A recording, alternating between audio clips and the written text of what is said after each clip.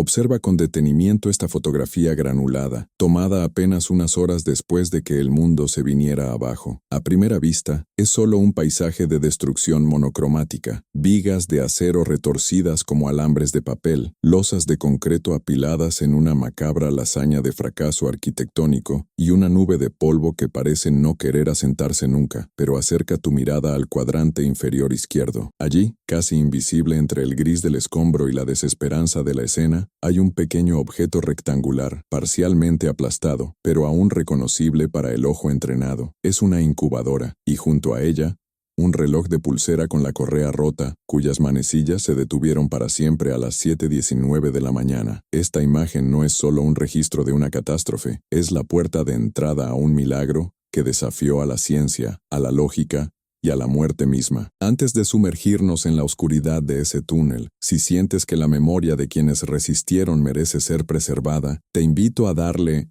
me gusta a este vídeo y a suscribirte al canal. Tu apoyo nos permite seguir revelando los ecos de estas historias olvidadas. Para entender el peso de esa incubadora vacía en la foto, debemos retroceder unas horas antes de que el polvo lo cubriera todo. Era la mañana del 19 de septiembre de 1985, en la Ciudad de México. El Hospital Juárez, una imponente torre de 12 pisos, se erigía como un faro de salud en el centro de la metrópoli. En el tercer piso, la unidad de gineco-obstetricia y neonatología estaba en ese momento de calma tensa que precede al cambio de turno. Aquí es donde encontramos a Lucía. Lucía no era la jefa de departamento, ni una cirujana de renombre cuyos títulos adornaban las paredes. Era una enfermera auxiliar, de esas mujeres invisibles sobre cuyos hombros descansa el verdadero funcionamiento de un hospital. Tenía manos ásperas por el desinfectante y una voz que, según decían las madres primerizas, tenía el poder de calmar el llanto más agudo. Esa mañana, Lucía revisaba las constantes vitales de los recién nacidos. Había 18 bebés en la sala, 18 pequeñas vidas que apenas llevaban horas o días en este planeta. Estaba el gordito, un varón robusto que dormía plácidamente. Estaba la pequeña a la que Lucía llamaba Luz, una prematura que luchaba en su incubadora con la tenacidad de un guerrero antiguo. Y estaba José, un bebé que había nacido con complicaciones y que requirió atención toda la noche. El aire olía a alcohol, a leche maternizada y a ese aroma dulce y peculiar de los recién nacidos. Fuera, la ciudad despertaba con su habitual caos de tráfico y bocinas, pero dentro de la burbuja de la sala de neonatos, el tiempo parecía moverse a otro ritmo, marcado por los pitidos rítmicos de los monitores cardíacos. Lucía ajustó la manta de Luz, susurrándole una promesa vacía pero reconfortante. Ya casi viene tu mamá. Aguanta un poquito más. No sabía que esa promesa se convertiría en el único hilo de esperanza al que aferrarse. A las 7:19 de la mañana, la Tierra decidió recordar su poder. No comenzó como un temblor gradual, sino como un golpe seco, violento, una sacudida que pareció venir de las entrañas mismas del infierno. El edificio, diseñado para sanar, se convirtió instantáneamente en una trampa mortal. Lucía, que estaba de pie junto a la incubadora de José, sintió como el suelo desaparecía bajo sus pies. No hubo tiempo para correr, ni siquiera para gritar. El sonido fue lo más aterrador. No eran gritos humanos, sino el rugido de la estructura rompiéndose, el chirrido agónico del metal cediendo y el estruendo sordo de 12 pisos de concreto colapsando uno sobre otro en cuestión de segundos. La luz se extinguió. El olor a leche fue reemplazado instantáneamente por el sabor metálico de la sangre y el polvo de cemento pulverizado que llenó cada rincón del espacio y los pulmones. La torre de hospitalización del Hospital Juárez dejó de existir. Donde segundos antes había pasillos, habitaciones y esperanzas, ahora solo quedaba una montaña de escombros de apenas 4 pisos de altura, 12 niveles comprimidos en 4, y en el centro de esa compresión, en algún lugar inaccesible y oscuro, quedaron atrapados los más vulnerables de todos, los bebés. Afuera, la escena era dantesca. Valeria caminaba apresurada hacia el hospital. Era una mujer joven, con los ojos marcados por las ojeras del posparto. Había dado a luz hacía 2 días y, debido a una leve ictericia de su hijo, la habían dado de alta a ella, pero el bebé se había quedado en observación. Llevaba en su bolso un frasco con leche materna que se había extraído esa misma mañana, tibia aún, pegada a su pecho para mantener el calor. Sintió el temblor en la calle, vio cómo los cables de luz latigaban el aire y cómo los edificios vecinos se mecían como péndulos borrachos. Cuando el movimiento cesó y la nube de polvo comenzó a elevarse sobre el horizonte, Valeria corrió. Corrió con la desesperación que solo una madre conoce, ignorando las grietas en el asfalto y los gritos de la gente. Al llegar a la esquina donde debería estar el hospital, se detuvo en seco. Su mente se negó a procesar lo que sus ojos veían. El edificio no estaba. Simplemente no estaba. En su lugar, una pira funeraria de concreto gris se alzaba ante ella. Valeria cayó de rodillas. El frasco de leche resbaló de sus manos y se rompió contra el pavimento, derramando el líquido blanco que se mezcló con la ceniza que caía del cielo como nieve negra. No gritó. El horror era tan absoluto que le robó la voz. Solo pudo mirar hacia la montaña de piedras, imaginando a su hijo, su pequeño Mateo, perdido en algún lugar de esa tumba masiva. Mientras tanto, en las profundidades de la ruina, el silencio era absoluto y aterrador. La oscuridad era total, una negrura densa que pesaba sobre los párpados. Lucía despertó, o tal vez nunca perdió la conciencia. No estaba segura. Sentía un dolor agudo en la pierna derecha y una presión inmensa en el pecho que le dificultaba respirar. Tosió, y el polvo llenó su boca. Trató de moverse, pero estaba inmovilizada. Una losa de concreto la tenía atrapada, pero, milagrosamente, un hueco se había formado a su alrededor, un pequeño triángulo de vida creado por una viga maestra que había resistido el impacto. «Hola», susurró. Su voz sonó extraña, ahogada por el entorno confinado. «¿Hay alguien aquí?» Nadie respondió, pero entonces lo escuchó. Un sonido débil, casi imperceptible, pero inconfundible para ella. Un gemido, luego otro. Era el llanto de un bebé. El corazón de Lucía dio un vuelco. Estaban vivos. No todos, tal vez, pero algunos estaban vivos. El llanto venía de cerca, a su izquierda. Trató de estirar el brazo, rasgando su uniforme y su piel contra los hierros salientes. Sus dedos rozaron algo liso y frío. El plástico de una incubadora estaba intacta, o al menos lo suficiente para proteger a su ocupante. «Shh. Shh, aquí estoy», susurró Lucía, aunque sabía que el bebé no podía entenderla. «Aquí está la enfermera Lucía, no estás solito». El llanto se calmó un poco, pero pronto se unieron otros. Eran lamentos débiles, confundidos. Lucía se dio cuenta de la magnitud de la tragedia. Estaban enterrados vivos, sin luz, sin agua, sin comida. Y lo peor de todo, los bebés, esos seres frágiles que dependían de la temperatura controlada de las incubadoras, ahora estaban a merced del frío que comenzaba a filtrarse por las grietas de los escombros. Lucía sabía que la temperatura bajaría drásticamente por la noche. Si el trauma del golpe no los mataba, la hipotermia lo haría. En ese momento, atrapada y herida, Lucía tomó una decisión. No podía salir, no podía levantarse, pero tenía su voz, y mientras tuviera aliento, no dejaría que esos niños murieran en silencio. Arriba, en la superficie, el caos daba paso a una organización frenética y desesperada. Los servicios de emergencia oficiales estaban desbordados, paralizados por la magnitud del desastre. Fue entonces cuando surgieron los verdaderos héroes de esta historia, personajes como el Topo. Su nombre real era Jacinto, un hombre bajo, de complexión nerviosa, que trabajaba reparando alcantarillas y tuberías. Conocía el subsuelo de la ciudad mejor que nadie. Jacinto no tenía equipo sofisticado, ni perros de rescate, ni sensores térmicos. Tenía una linterna pegada con cinta adhesiva a un casco de minero viejo y un martillo. Jacinto llegó a las ruinas del Hospital Juárez al mediodía. La policía intentaba acordonar la zona, advirtiendo sobre el riesgo de nuevos derrumbes y fugas de gas. Pero Jacinto, al igual que cientos de voluntarios civiles, ignoró las advertencias. Miró la montaña de escombros no como un obstáculo, sino como un rompecabezas que debía ser resuelto. Se acercó a donde un grupo de hombres intentaba levantar una losa con barretas. «¡Esperen!», gritó Jacinto, levantando una mano sucia de tierra. ¿Escuchan eso? El grupo se detuvo. El ruido de la maquinaria pesada a lo lejos seguía, pero en las inmediaciones del hospital se hizo un silencio reverencial. Todos aguzaron el oído. Nada, solo el viento moviendo papeles y cortinas rasgadas que colgaban de los hierros retorcidos. «No se oye nada, maestro», dijo uno de los voluntarios,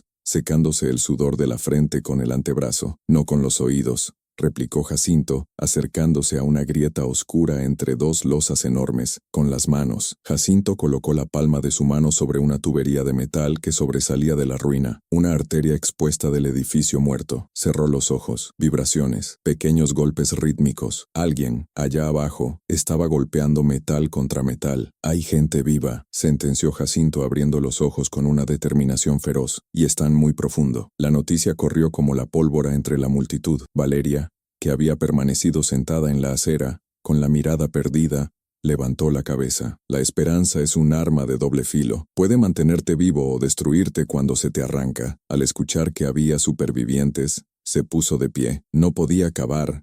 No tenía la fuerza, pero podía hacer algo más. Se unió a una cadena humana que se había formado para retirar los escombros más pequeños, pasando piedras de mano en mano, cubo tras cubo, piedra tras piedra. Sus manos, acostumbradas a acariciar la piel suave de su bebé, ahora sangraban por el roce del concreto áspero, pero no sentía dolor, solo sentía la urgencia. Cada piedra retirada era un gramo menos de peso sobre su hijo. Mientras la tarde caía, y el cielo de la Ciudad de México se teñía de un naranja apocalíptico, la situación bajo tierra se volvía crítica. Lucía sentía que el aire se enrarecía, el oxígeno era limitado. Los bebés habían dejado de llorar, agotados, sumidos en un letargo que a Lucía le aterrorizaba más que el llanto. El silencio de un recién nacido es el preludio de la muerte. Necesitaba mantenerlos despiertos, necesitaba estimularlos. Empezó a cantar. Con la garganta seca, llena de polvo, Lucía entonó las canciones de cuna que había cantado 1000 veces. Duérmete, niño, duérmete ya. Pero la ironía de la letra la golpeó. No, no debían dormirse. Cambió la táctica. Empezó a hablarles, a contarles historias, a inventar futuros para ellos. ¿Escuchas eso, José? Es el ruido de los coches. Cuando salgas de aquí, tu papá te va a llevar a ver los coches grandes en la avenida. Y tú, Luz, vas a ser bailarina, tienes piernas fuertes, lo sé porque no dejas de patear la incubadora. Hablaba a la oscuridad, sin saber si alguien la escuchaba, sin saber si sus palabras llegaban a las mentes en formación de esos niños, pero su voz actuaba como un faro en la noche eterna. Les recordaba que no eran solo materia orgánica atrapada en la piedra, eran humanos. Eran amados, y no estaban solos. Sin embargo, el tiempo era un enemigo implacable. Pasaron las primeras 24 horas. El sol salió y se puso sobre las ruinas, pero para Lucía y los bebés la noche era perpetua. El hambre comenzó a hacer estragos. Los bebés necesitan alimento constante para mantener sus niveles de glucosa y su temperatura corporal. Sin leche, sus reservas de energía se agotaban rápidamente. Lucía, atrapada, sentía la impotencia quemarle las entrañas. Tenía los pechos secos. No era madre, no podía amamantarlos incluso si pudiera alcanzarlos. Fue entonces cuando ocurrió el primer milagro fisiológico, algo que los médicos tardarían años en explicar completamente. Ante la falta de alimento y el descenso de la temperatura, los cuerpos de los bebés entraron en una especie de estado de hibernación. Su metabolismo se ralentizó, dejaron de gastar energía en llorar o moverse. Se convirtieron en pequeñas semillas esperando la lluvia, resistiendo en un estado de suspensión que un adulto jamás podría haber soportado. Pero esta resistencia tenía un límite, y ese límite se acercaba peligrosamente. Arriba, Jacinto, el topo, había logrado abrir un túnel. Era un agujero estrecho, apenas lo suficiente para que pasaran sus hombros. Se arrastraba como un gusano, con el miedo constante de que un movimiento en falso provocara un colapso secundario que lo aplastara. El calor dentro del túnel era sofocante, y el olor a descomposición comenzaba a hacerse presente, un recordatorio macabro de que no todos habían tenido la suerte de sobrevivir al impacto inicial. Jacinto avanzaba centímetro a centímetro, guiado por su intuición y por los ecos distantes que creía escuchar. Llevaba horas reptando, sus rodillas estaban en carne viva. De repente, su linterna iluminó algo que no era concreto ni varilla, era tela blanca, con un patrón de pequeños osos azules. Era una sábana de hospital. ¡Aquí!, gritó hacia atrás, su voz rebotando en las paredes estrechas del túnel. Encontré algo, con un cuidado exquisito, como si estuviera desactivando una bomba. Jacinto retiró los escombros que cubrían la tela. Debajo, encontró un brazo adulto, pálido y frío. No había pulso. La realidad de la muerte le golpeó en la cara. Era una enfermera, pero no era Lucía. Era otra compañera que no había logrado protegerse a tiempo. Jacinto sintió una oleada de tristeza, pero no podía detenerse. Hizo una breve oración, Marcó el lugar para que los equipos de recuperación de cuerpos vinieran después y siguió avanzando. Sabía que los vivos debían estar cerca. En la superficie, la noticia del hallazgo del cuerpo de la enfermera llegó a oídos de Valeria. Un escalofrío recorrió su espalda. ¿Y si su hijo estaba con ella? ¿Y si ya era demasiado tarde? La duda es un veneno lento. Valeria miró sus manos, sucias y ensangrentadas. Quería rendirse, quería tumbarse en el suelo y llorar hasta desaparecer, pero entonces vio a otro rescatista salir de un agujero diferente, cargando a un perro. El animal estaba asustado, cubierto de polvo, pero vivo. Si un perro podía sobrevivir, su hijo también. Pasaron 2 días, 48 horas, luego 72, 3 días bajo los escombros. La esperanza comenzaba a flaquear incluso entre los rescatistas más optimistas. Las autoridades hablaban ya de meter maquinaria pesada para limpiar el terreno y evitar epidemias. Ya no hay nadie vivo ahí abajo, decían los ingenieros con sus trajes limpios y sus planos inútiles. Nadie sobrevive 3 días sin agua en esas condiciones. Pero Valeria y otras madres que se habían congregado alrededor del perímetro formaron una barrera humana. «No van a meter máquinas», gritaban. «Nuestros hijos están ahí». Se enfrentaron a los bulldozers, a la policía, a la lógica misma. Su fe irracional era la única defensa que tenían esos bebés contra ser sepultados definitivamente por la burocracia y la resignación. Abajo, Lucía estaba perdiendo la noción de la realidad. La sed era una tortura. Su lengua se sentía como un pedazo de cuero seco en su boca. Empezaba a alucinar. Veía luces donde solo había oscuridad. Escuchaba voces de su familia llamándola a cenar, pero cada vez que estaba a punto de dejarse ir, de cerrar los ojos y dejarse llevar por la dulce inconsciencia de la muerte, un sonido la traía de vuelta, un gemido, un suspiro. «No te vayas, Lucía», se decía a sí misma. «Si tú te duermes, ellos se mueren». Al 4.º día, algo cambió. La tierra volvió a temblar. Fue una réplica fuerte, no tan devastadora como el terremoto principal, pero suficiente para asentar los escombros. Para Lucía, fue el terror absoluto. Sintió como la losa sobre su pecho bajaba unos milímetros más, exprimiendo el poco aire que le quedaba. Pero ese movimiento también hizo algo más. Abrió una grieta, una pequeña, minúscula grieta en la bóveda de escombros que tenía encima, y por esa grieta entró un rayo de luz. No era la luz del sol directa, era un resplandor difuso, grisáceo, filtrado a través de metros de destrucción, pero para ojos que llevaban 96 horas en la oscuridad total, fue cegador. Y con la luz entró algo más, aire fresco, una corriente de aire que olía a humo y a ciudad, pero que traía oxígeno nuevo. Lucía aspiró con avidez. El aire fresco le aclaró la mente por un segundo, y entonces vio lo que la oscuridad le había ocultado. A través de los huecos entre las piedras, vio las incubadoras. Estaban volcadas,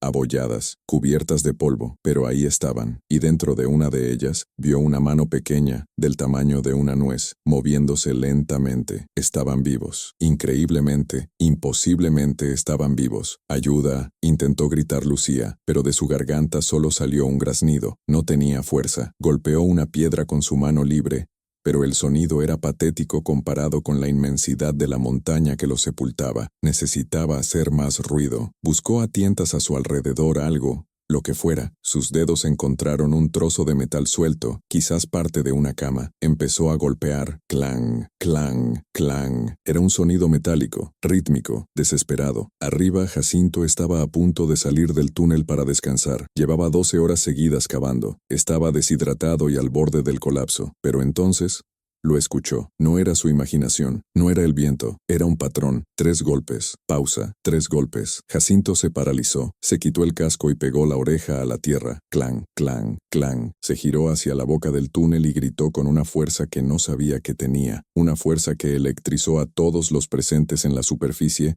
desde los voluntarios hasta las madres que esperaban, incluyendo a Valeria. «Silencio. Apaguen todo. Apaguen los generadores.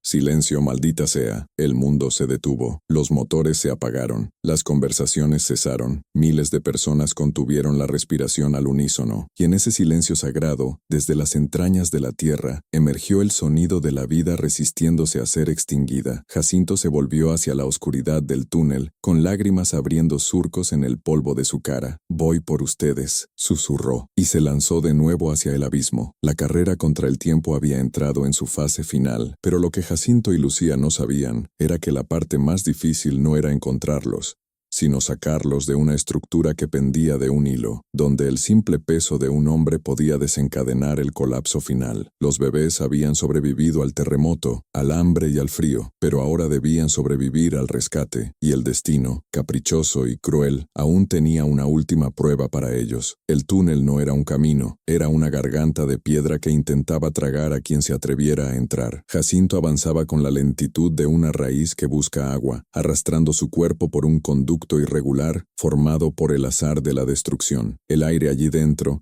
era una sustancia espesa, caliente y cargada de partículas de vidrio molido que se adherían al sudor de la piel como una segunda capa de dolor. Cada centímetro ganado era una negociación con la gravedad. Sobre su espalda, toneladas de concreto fracturado crujían, acomodándose milimétricamente, recordándole que él era un intruso en el reino de la muerte. Pero el sonido metálico, ese clan, clan, clan que había escuchado minutos antes, resonaba en su memoria como un latido externo, empujándolo hacia adelante cuando sus músculos gritaban pidiendo tregua. Jacinto llegó a un punto muerto. Una losa de hormigón armado, gruesa como el muro de una presa, bloqueaba el paso. La linterna de su casco iluminó la superficie gris, revelando las varillas de acero retorcidas que sobresalían como arterias cortadas. No había hueco por donde pasar. La desesperación le subió por la garganta como bilis. Había llegado tan cerca, guiado por el eco de la vida, solo para encontrarse con una puerta cerrada sin llave. Golpeó la losa con el puño, frustrado, y pegó la cara al concreto frío. «Estoy aquí», gritó, sabiendo que su voz apenas cruzaría la barrera. «Soy Jacinto. ¿Me escuchan?» Hubo un silencio agonizante. Jacinto contuvo la respiración, cerrando los ojos para concentrar toda su existencia en el sentido del oído. Y entonces, llegó. No fue un golpe metálico esta vez, sino una voz, débil, quebrada, pero innegablemente humana. Parecía venir de muy lejos, o quizás de muy cerca, distorsionada por las capas de escombros. «Aquí, estamos aquí». Jacinto sintió que las lágrimas le lavaban la suciedad de las mejillas. «Aguanten, no se muevan, voy a sacarlos». Al otro lado del muro, en la oscuridad perpetua de su prisión, Lucía dejó caer la cabeza hacia atrás. Había escuchado una voz. No era una alucinación provocada por la deshidratación, ni un fantasma del pasado. Era un hombre con un nombre, Jacinto. Esa simple palabra, un nombre propio, le devolvió la identidad que los escombros le habían intentado robar. Ya no era solo una víctima estadística, estaba conectada de nuevo al mundo de los vivos. Miró hacia las sombras de las incubadoras. «¿Escucharon, chiquitos?», susurró con la garganta en carne viva. «Vienen por nosotros».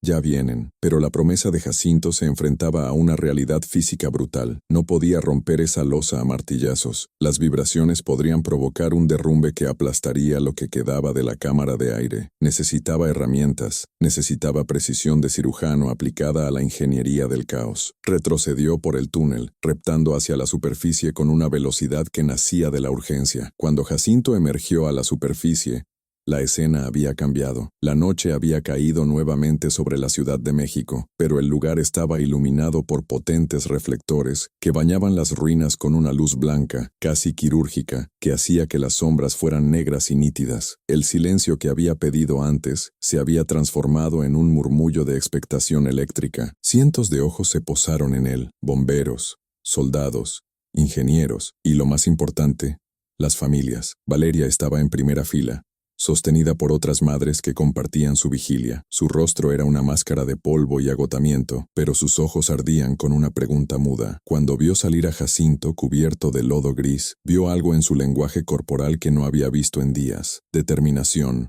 no derrota. Jacinto no negó con la cabeza. Jacinto no bajó la mirada. Jacinto alzó el pulgar y pidió equipo. «Necesito gatos hidráulicos», bramó, su voz ronca rompiendo el aire nocturno. «Sierras para metal, pero manuales, nada de chispas.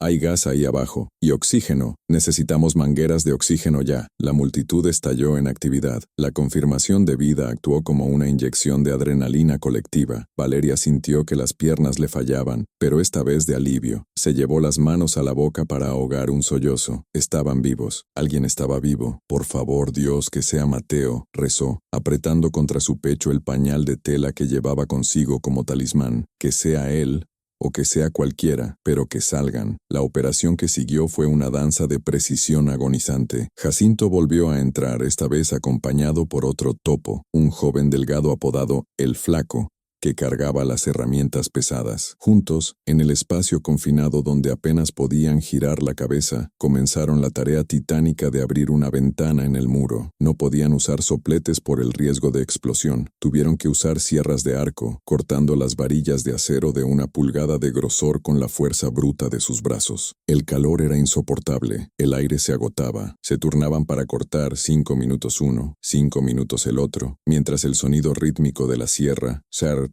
shart, shart, se convertía en el nuevo metrónomo de la esperanza. Pasaron horas. Afuera, el amanecer del 5.º día comenzaba a teñir el cielo de un violeta pálido. La ciudad, herida y tambaleante, comenzaba a despertar, pero en el Hospital Juárez, el tiempo estaba suspendido. Nadie se movía. Nadie se iba a casa. La noticia de que había bebés vivos bajo los escombros había atraído a la prensa internacional, a curiosos y a más voluntarios. Era una historia que el mundo necesitaba desesperadamente, un milagro en medio de la masacre. Adentro, la hoja de la sierra se rompió. Jacinto maldijo entre dientes, sus manos temblando por el esfuerzo. Cambiaron la hoja a oscuras, guiándose por el tacto. Finalmente, la última varilla cedió con un chasquido metálico. Ahora quedaba el concreto. Utilizaron los gatos hidráulicos, insertándolos en las grietas y bombeando lentamente para forzar la apertura de un hueco. El concreto gimió. Era un sonido horrible, como huesos rompiéndose. Jacinto contuvo el aliento,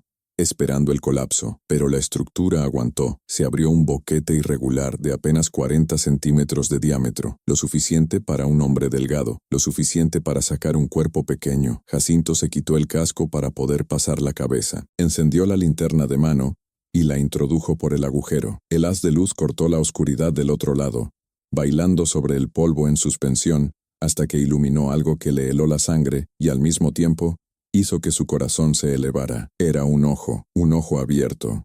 Mirándolo fijamente desde la penumbra, Lucía estaba allí, atrapada bajo una viga transversal que cruzaba su abdomen y sus piernas, inmovilizándola contra el suelo. Su cara estaba cubierta de una costra de sangre seca y polvo, pero sus ojos estaban lúcidos, brillantes por la fiebre y la emoción. «Hola, Jacinto», susurró ella. Su voz sonó como el roce de hojas secas. «Hola, valiente», respondió él, con la voz quebrada. «¿Cómo estás? ¿Estás sola?» Lucía movió la cabeza lentamente hacia la izquierda, indicando con la mirada. Jacinto dirigió la luz hacia allí. Lo que vio desafió toda lógica. Las incubadoras estaban volcadas, algunas aplastadas, pero 3 de ellas formaban una especie de triángulo protector, y dentro de esas cajas de plástico, y en el suelo sobre mantas improvisadas, había bultos, pequeños bultos que apenas se movían. Jacinto se deslizó por el agujero con la fluidez de un lagarto. Ignorando el dolor de la piedra raspando su piel, cayó al suelo del otro lado, en la cámara que se había formado. El olor era intenso, orina concentrada, sangre vieja y algo más. Un olor dulce, cetónico. Era el olor de la inanición. Los cuerpos de los bebés, en su sabiduría biológica primitiva, habían comenzado a consumirse a sí mismos para sobrevivir, entrando en ese estado de letargo profundo que los mantenía al borde de la vida. Se acercó a la primera incubadora. Dentro estaba el gordito. Ya no estaba gordito. Su piel colgaba un poco, arrugada, y tenía un color grisáceo, pero su pecho subía y bajaba. Ritmo, vida. Jacinto tocó el plástico con reverencia. Estaba frío. Las incubadoras habían perdido la energía hacía días, pero de alguna manera, el espacio confinado había conservado un microclima, un útero de escombros que los había protegido del frío mortal de la noche exterior. «¿Cuántos?», preguntó Jacinto girándose hacia Lucía. «3 vivos seguro», respondió ella tosiendo. «José, Luz y el grandote. Había otros 2, pero dejaron de respirar ayer». La brutalidad de la frase golpeó a Jacinto. Lucía había estado allí, vigilando la muerte de los que no resistieron, incapaz de hacer nada más que acompañarlos con su voz. «Vamos a sacarte», dijo Jacinto, acercándose a ella y evaluando la viga que la atrapaba. «No», cortó Lucía con una autoridad que sorprendió al rescatista. «A mí no. Mírame, estoy atorada. Si intentas mover esto ahora se nos cae el techo encima a todos.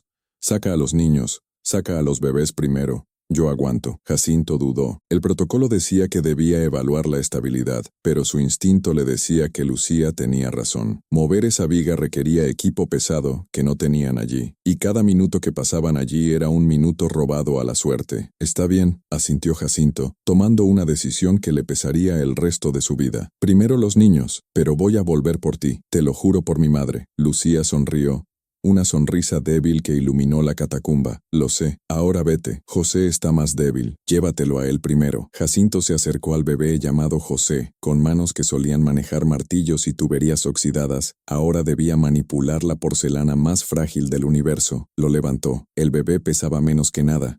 Como un pájaro herido, José ni siquiera abrió los ojos. Estaba en un estado de sopor profundo. Jacinto se quitó su propia camisa, llena de mugre pero cálida, y envolvió al niño. Flaco, llamó hacia el agujero. Recibe. Desde el túnel, los brazos del otro topo aparecieron. Fue un traspaso sagrado, de las manos de la enfermera que los cuidó en la oscuridad, a las manos del hombre que cruzó el infierno, a las manos del compañero que iniciaría la cadena hacia la luz. El viaje de regreso del primer bebé fue un evento que desafió la descripción. El bulto pasó de mano en mano, a lo largo del túnel estrecho. Cada rescatista que lo tocaba sentía una descarga eléctrica. No pasaban un objeto, pasaban la victoria de la vida sobre la muerte. Arriba, el movimiento en la boca del túnel alertó a todos. Ahí viene uno. El grito recorrió la multitud como una ola. Los médicos se prepararon con mantas térmicas y equipos de reanimación. Valeria se puso de puntillas, su corazón golpeando contra sus costillas como un animal enjaulado, cuando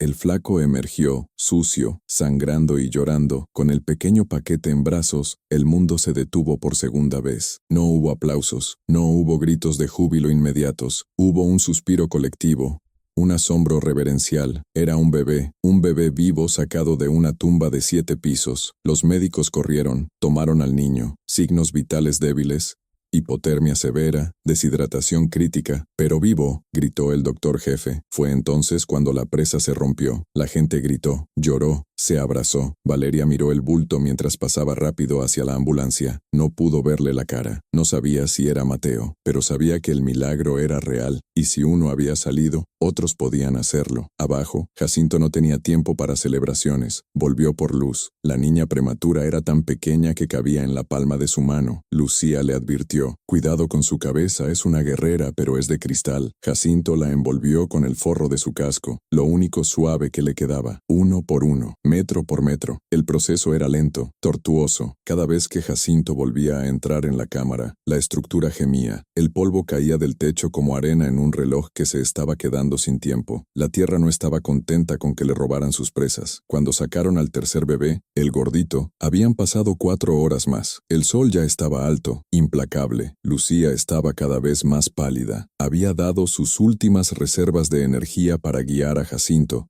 indicándole cómo sostenerlos, cómo proteger sus cuellos. Ahora que el último niño había salido por el agujero, el silencio volvió a caer sobre la cámara, más pesado que antes. Jacinto se quedó solo con ella. Ya están fuera, Lucía, dijo él, acercándose y tomando su mano fría. Los 3 están fuera. Ahora te toca a ti. Lucía apretó débilmente los dedos de Jacinto. Gracias, susurró. Sabía que vendrían. Les dije que su mamá vendría. Jacinto examinó la viga. Estaba encajada de tal manera que formaba la clave del arco que sostenía el techo sobre ellos. Si la movía mal, todo se vendría abajo. Necesitaba gatos hidráulicos más grandes. Necesitaba apuntalar el techo antes de liberar sus piernas. Voy a salir a buscar más equipo, Lucía, no te duermas. ¿Me oyes? No te duermas. Vuelvo en 20 minutos.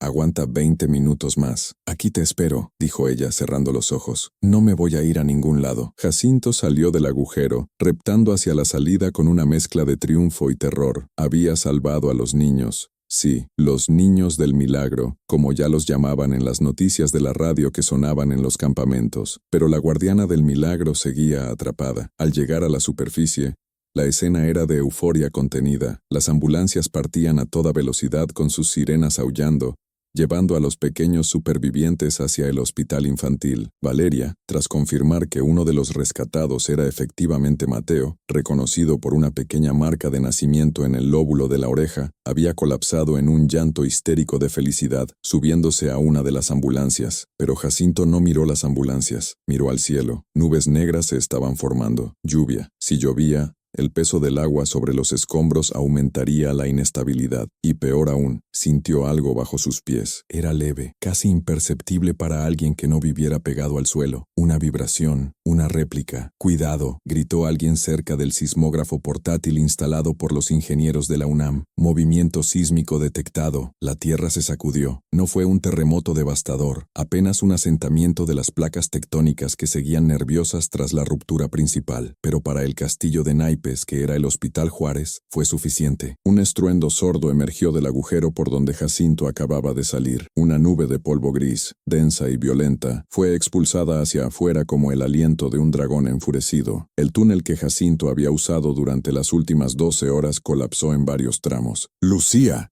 gritó Jacinto intentando lanzarse de vuelta hacia el agujero, pero dos compañeros lo sujetaron por los brazos. «¡No, Jacinto! Se cerró, se ha cerrado todo. Está viva, está ahí dentro», rugió él, luchando como una bestia, con los ojos desorbitados llenos de polvo y lágrimas. El acceso estaba bloqueado, la viga maestra había cedido, la cámara donde había ocurrido el milagro, el útero de concreto que había gestado la vida durante 5 días, se había convertido ahora, en un instante cruel y arbitrario, en una tumba sellada. El silencio que siguió en la superficie fue diferente al anterior. No era un silencio de esperanza, era un silencio de luto. Los bebés estaban a salvo, camino a la vida, pero Lucía, la voz en la oscuridad, la madre sustituta que les había cantado para mantener sus corazones latiendo, se había quedado atrás, tragada por la montaña que ella misma había desafiado. Jacinto cayó de rodillas en el barro, golpeando el suelo con sus puños impotentes, mientras las primeras gotas de lluvia comenzaban a caer sobre la ciudad, mezclándose con el polvo y lavando la sangre de las ruinas, pero incapaces de lavar la culpa del superviviente. Sin embargo, la historia no termina en la derrota, porque lo que Jacinto no sabía, lo que nadie sabía en ese momento de desesperación, es que el Hospital Juárez aún guardaba secretos, y que la resistencia humana a veces es más dura que el concreto. Lucía estaba atrapada. Sí, pero Lucía aún respiraba, y la historia de los bebés del milagro estaba a punto de convertirse en la leyenda de una resurrección imposible. La lluvia sobre la Ciudad de México no limpia. En momentos de tragedia, la lluvia pesa, cae sobre las ruinas del Hospital Juárez, no como una bendición, sino como una manta líquida que sella las grietas y convierte el polvo de la destrucción en un barro denso y traicionero. Para Jacinto, arrodillado frente al agujero que acababa de colapsar tragándose a Lucía, cada gota que golpeaba su casco era un martillazo de culpa. El topo no se movía. A su alrededor, la actividad frenética del rescate había cambiado de tono. Ya no había gritos de esperanza, sino órdenes secas y el rugido de motores diésel. Los ingenieros, con sus mapas desplegados sobre mesas improvisadas bajo lonas de plástico, discutían lo inevitable, la fase de recuperación de cuerpos, un eufemismo técnico para decir que la esperanza había caducado y que ahora solo quedaba la limpieza. Habían pasado 5 días desde el terremoto. La lógica dictaba que nadie más podía estar vivo ahí abajo, especialmente después del colapso secundario, pero la lógica no conocía a Jacinto.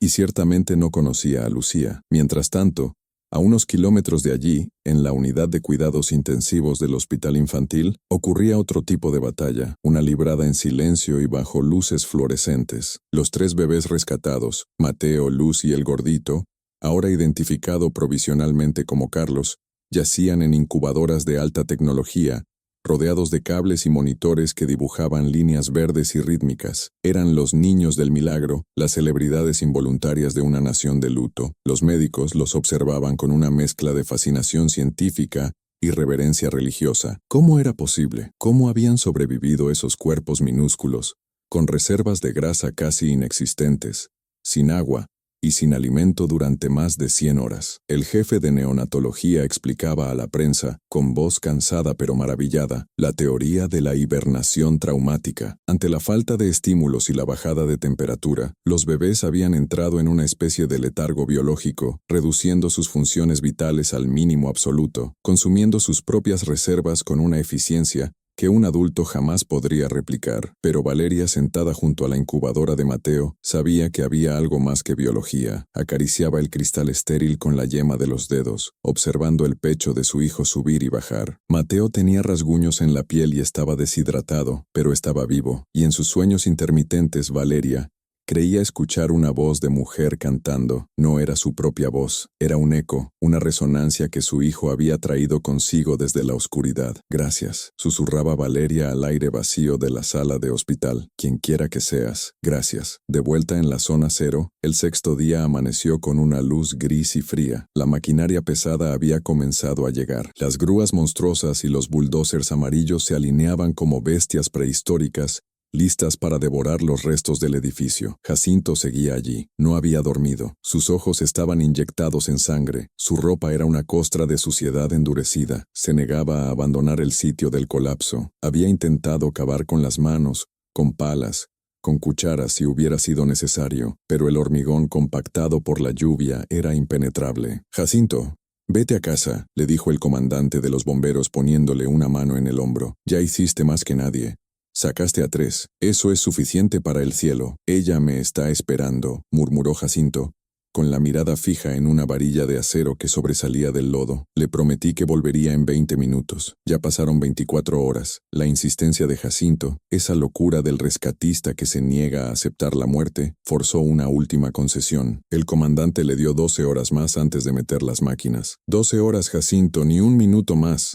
Luego entran las palas mecánicas». Jacinto no perdió tiempo. Reunió a su equipo, a El Flaco y a otros voluntarios que, contagiados por su fe irracional, decidieron quemar sus últimas energías. No podían usar el túnel antiguo.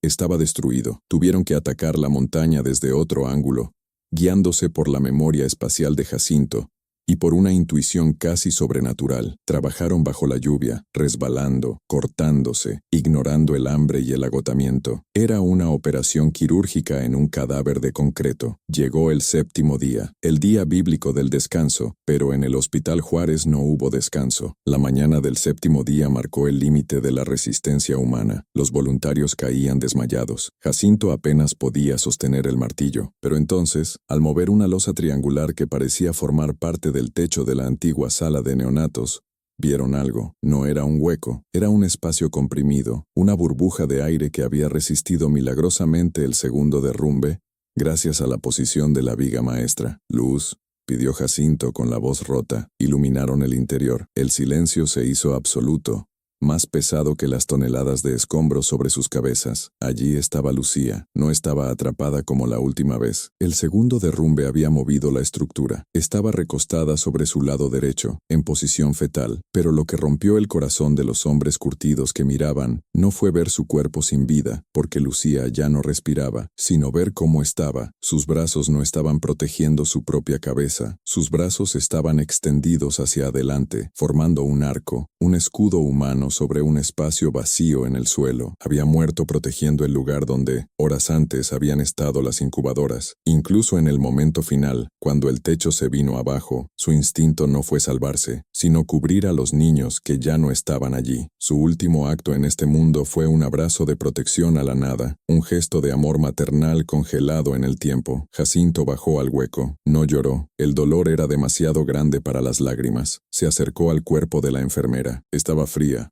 pálida, cubierta de ese polvo fino que homogeneizaba todo en la muerte. Con una delicadeza infinita, Jacinto tomó sus manos rígidas y las cruzó sobre su pecho. Notó algo en su uniforme, en el bolsillo rasgado de su bata azul. Era un papel, un trozo de papel de receta médica, arrugado y manchado de sangre seca. Jacinto lo desdobló con dedos temblorosos. A la luz de la linterna, leyó las palabras escritas con trazos apresurados, probablemente garabateadas en la oscuridad de los primeros días, quizás con la punta de un lápiz de ojos o un bolígrafo que llevaba consigo. «No sé si alguien lea esto. Me llamo Lucía. Díganle a mi madre que no tuve miedo. Díganle que no estuve sola. Estuve con los ángeles. Y si logran sacarlos, por favor, que no olviden que aquí abajo no hubo oscuridad, porque ellos brillaban. Cuídenlos. Son el futuro». Jacinto guardó el papel en su pecho, junto a su propio corazón. «Misión cumplida, Lucía.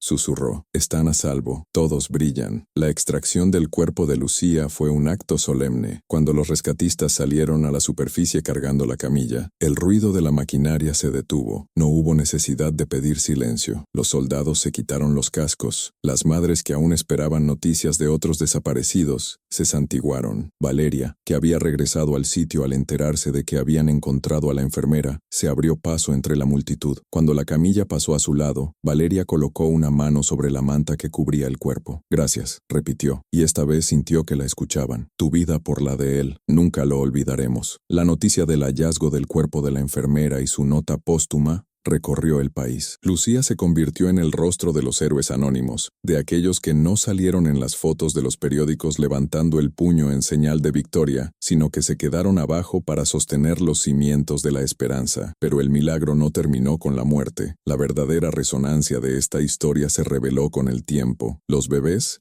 esos frágiles supervivientes de 7 días de terror, crecieron. 20 años después, en una ceremonia conmemorativa frente al nuevo Hospital Juárez, un joven estudiante de medicina subió al estrado. Se llamaba Mateo. A su lado estaba Luz, ahora una joven abogada especializada en derechos humanos, y Carlos, el gordito, que trabajaba como ingeniero civil diseñando estructuras antisísmicas. Los tres estaban allí, de pie, bajo el sol de la misma ciudad que una vez intentó devorarlos. Mateo tomó el micrófono. Su voz no temblaba. Miró a la multitud, donde un hombre mayor, con el pelo completamente blanco y las manos deformadas por la artritis, lo observaba con orgullo. Ese hombre era Jacinto. Muchos nos llaman los niños del milagro, dijo Mateo. Dicen que fue un milagro divino que aguantáramos 7 días sin comida, que la biología nos salvó, pero la ciencia no explica el calor que sentimos en la oscuridad. La ciencia no explica las canciones que nos mantuvieron atados a la vida cuando el sueño de la muerte nos llamaba. Nosotros no somos producto de la suerte, somos producto del amor de una mujer que eligió ser madre de hijos ajenos en el momento del fin del mundo. Mateo sacó de su bolsillo un objeto pequeño, desgastado por el tiempo. Era un reloj de pulsera de mujer, con la correa rota, cuyas manecillas se habían detenido para siempre a las 7:19. Se lo habían entregado a Jacinto aquel día, y Jacinto se lo había dado a él cuando cumplió 18 años. Este reloj se detuvo, continuó Mateo, levantando el objeto para que todos lo vieran. Pero el tiempo de Lucía no se detuvo. Su tiempo sigue corriendo en mis venas, en las de Luz, en las de Carlos, y en los hijos que tendremos algún día. Ella no murió bajo los escombros, ella se sembró, y nosotros somos su cosecha. La cámara de nuestra narrativa se aleja ahora, elevándose sobre la ciudad moderna, dejando atrás los discursos y los aplausos. Volvemos a la fotografía inicial, esa imagen granulada en blanco y negro. Ahora la ves diferente, ¿verdad? Ya no es solo una escena de destrucción. Esa incubadora aplastada no es un símbolo de muerte, sino un capullo abierto. Y ese reloj detenido no marca el final de una era, sino el momento exacto en que la humanidad demostró que ni siquiera el peso de 12 pisos de concreto puede aplastar la voluntad de cuidar al otro. Las historias como la de Lucía y los bebés del Juárez son ecos que reverberan mucho después de que el polvo se asienta. Nos recuerdan que, en los peores momentos, cuando todo se derrumba, lo único que queda en pie es lo que hacemos por los demás. Si esta historia ha tocado alguna fibra en tu interior, si crees que la memoria de héroes como Lucía y la valentía de supervivientes como Jacinto merecen ser contadas, te invito nuevamente a darle me gusta a este video y a suscribirte al canal. Juntos, seguiremos revelando los ecos del pasado para iluminar nuestro presente. Gracias por escuchar.